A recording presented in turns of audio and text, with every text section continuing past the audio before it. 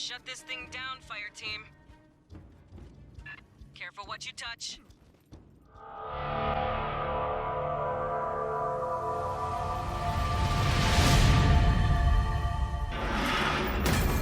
Greetings Marines, FiOth here, and in this vid we will be taking a look at my updated build for the Technician.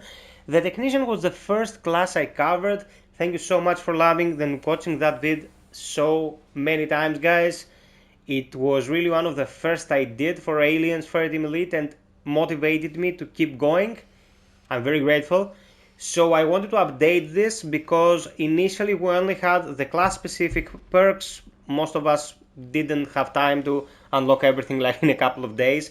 But now that I have pretty much everything available, I'm gonna make a real end game build for the Technician that builds around both the turret and the coils and produces excellent results. Let's get to it. First and foremost, I want to make a couple suggestions when it comes to the weaponry for Extreme and Insane. The Type 95 combat pistol is probably the best handgun in the game. It is amazing, guys. Very easy to mod to perfection. You can find my modding guide for this gun on the channel as well. And you can either go with a pump action shotgun here or with a tactical shotgun, and you pretty much have all ranges covered. This configuration will carry you a long way, I assure you. It worked greatly for me. Now for the build itself. The Technician is one of the classes that really can build around both its abilities and nothing will go to waste. If you try to play Doc and you focus too much on the stims, your build is pretty much destroyed. If you try to play Phalanx and you build too much around the shield, your build is pretty much destroyed. Classes like the Technician and the Gunner can really go both ways and benefit greatly, creating a fine balance. But for the Technician specifically, the turret is so powerful, it's so potent to have. It's like having a fourth player in the team. So we're gonna take advantage of the turret. We're gonna explain its functions first, and then we're gonna move on to the coils. Dynamic delivery system. Your turret now fires 10% faster and deals 25% more damage to armor. Whilst the turret's taking aggro from crushers or warriors and so on and so forth, it will damage them and CC better for you in every encounter. Straight downwards from this is the real-time resource reclamation. When your turret is destroyed, it explodes, dealing damage to nearby enemies. Reduce the base recharge time of your turret by 5%. Not only does this cause damage to the enemies, it's not anything insane, but it can take out a few runners that are weakened even on higher difficulty settings. The real boon here is the 5% reduction in its cooldown. It's pretty much 33%, and what's huge about this is that you can tactically retrieve the turret and place it again without the need to always go and get it. In some cases, when you're just retreating backwards towards the nearest wall to make a final stand, you will want to be able to place the turret in specific intervals along the way to help with the fallback. This will help you do this just great. Incinerator Turret is the one we will be taking. I love all three versions of the turret, but this is by far the best for crowd control, and I think the tankiest, although we don't have the numbers for it. Here we want Resonating Impact. Whenever you or your turret stumble a target, they take 10% more damage for 6 seconds. Your turret gains 10% chance to stumble, and then on Resonating Impact, you put Deep Leverage. When you or your turret shoot a target affected by Resonating Impact, they have a 15% chance to be knocked down. A target can only be knocked down this way once every 10 seconds, but since we're using Incinerator, spraying fire everywhere, we have a pretty good chance of pretty much laying down the entire field. Strategic Tactics, 10% stun recovery, 20% debuff duration, 20% turret health.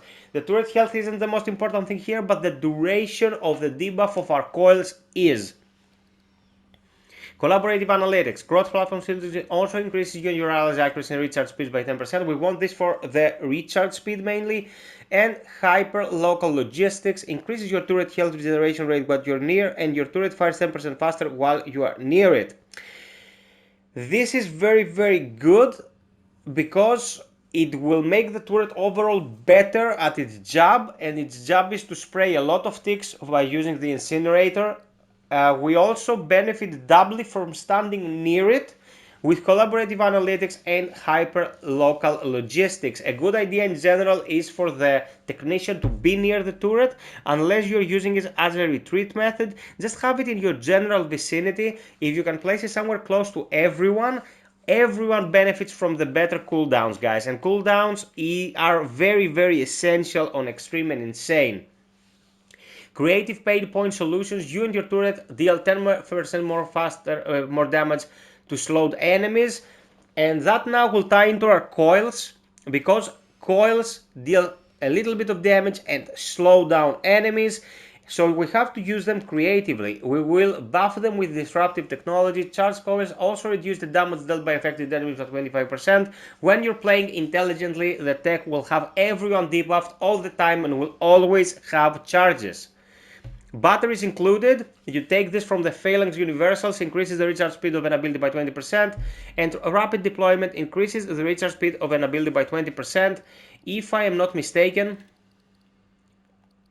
the rapid deployment comes from the Gunner. Yeah, here we have it. On level 2 you get it, the Universal. And here we have Compatibility Matrix. While this ability is active, you deal 10% more damage, stacks up to 3 times, which is huge. Some people ask me and really don't understand why they shouldn't bind this to your turret. You can only have one turret. Okay, but you can have 3 coils out there at any given moment. That's 30% more damage. The technician can achieve some extreme numbers when it comes to damage due to his passives. Okay, so take care of this. Always have it in your configuration and it will help you tremendously. It's an amazing passive. So with this build, it's a 160 by the way, you can tackle any content, guys. If you're asking me how you're gonna tackle Extreme, how you're gonna tackle Insane, you really need a strong team for these modes. This is a pretty hardcore game when it comes to its highest settings. I found these scenarios to be far more challenging than raids in other games and so on and so forth. It takes both coordination and individual skill. No one can be carried on Extreme and Insane. They all have to contribute.